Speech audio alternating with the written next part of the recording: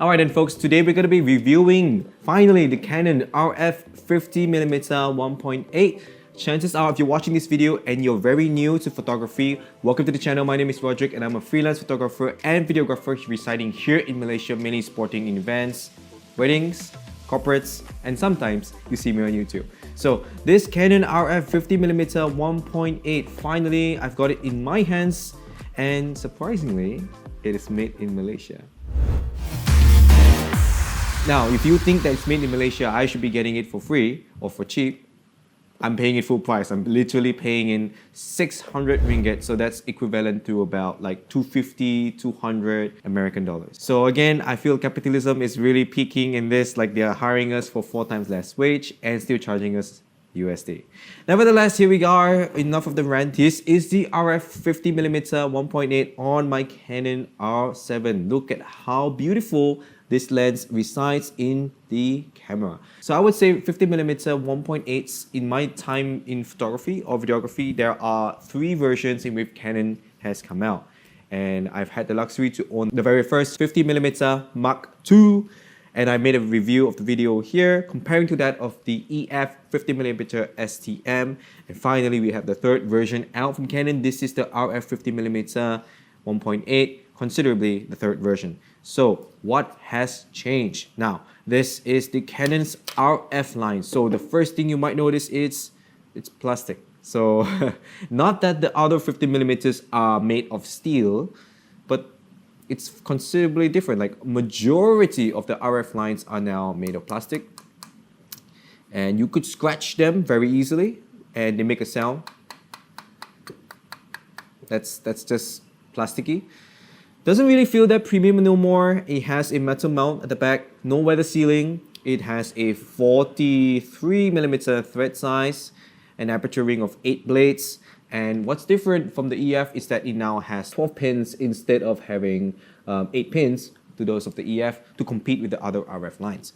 So what does that mean? It means higher accuracy for autofocus, higher ability for the lens to communicate with the body, and it does have a control ring on the top here. So the control ring is set to be whatever you wish for it to be.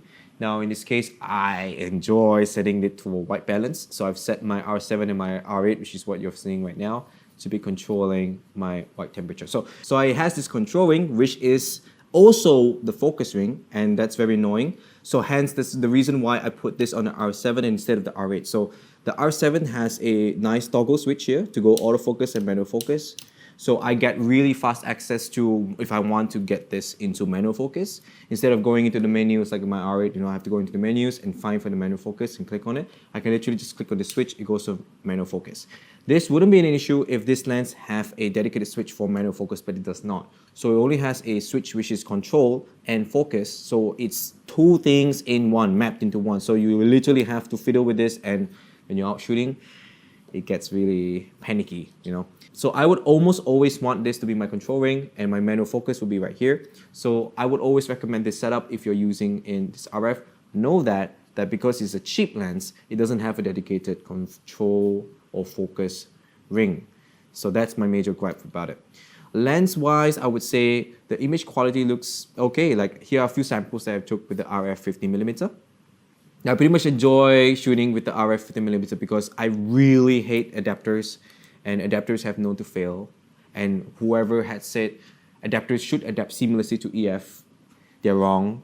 Like there's so many errors that happen between the communication of that control ring or that adapter, and I just don't want to deal with it anymore. So majority of my EF to get RF.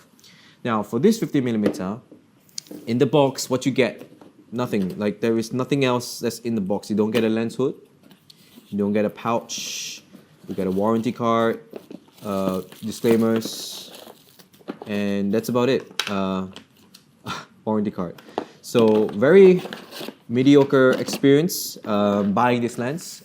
Now if you're buying L lenses like my RF14 to 35, you will know that it comes with a pouch, it comes with the lens hood, and this does not have lens hood. So why does lens hood matter? Look at this video image that I shot of my wedding without a lens hood, and you can see a lot of contrast is lost when you're shooting in very close to the sun or towards the sun.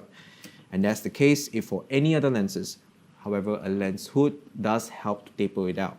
So in this shoot, I have to have my fingers close in like this to then get a really contrasty image. If I get it out, sun flare already.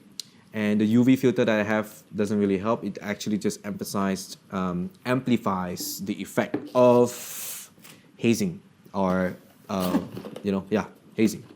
So in general, for photo and for video, you'll be happy to hear the 50mm does really well videos, does really well photos. I'll show you some samples here and there. Is it the perfect lens? Not really. It is a fair bit more expensive than the EF, but you don't have to do with adapters anymore. Very light, travel friendly.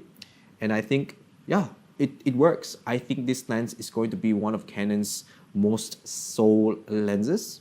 I really think the 50mm is nice enough for you to go telephoto, mid-range telephoto, but it's wide enough. So if you happen to have like one lens that you wish to buy when you first start your photography journey, maybe you might want to consider the RF50. Overall, I'm pretty happy with the 50mm. You know, I'm spending the extra amount of money to get rid of that adapter. It's satisfying, you know. Again, I'm a full-time photographer, so I often go to photo shooting with my friends or even my colleagues. And every time when I nip this 50 out of my pocket, it will get some people's attention for sure. They'll be like, hey, is that the RF50mm? Can I try it out? You know, like, that's pretty good. Alright, so that's pretty much it. I thank you so much for watching on this RF50mm video. If you have any questions about it, if you have any problems that you face, let me know in the comment section below. And kudos to Malaysia for producing the 50mm and charging me USD price for this. So yeah, I'm still salty about that, by the way. Thank you so much for watching. I'll catch you in the next episode. See you.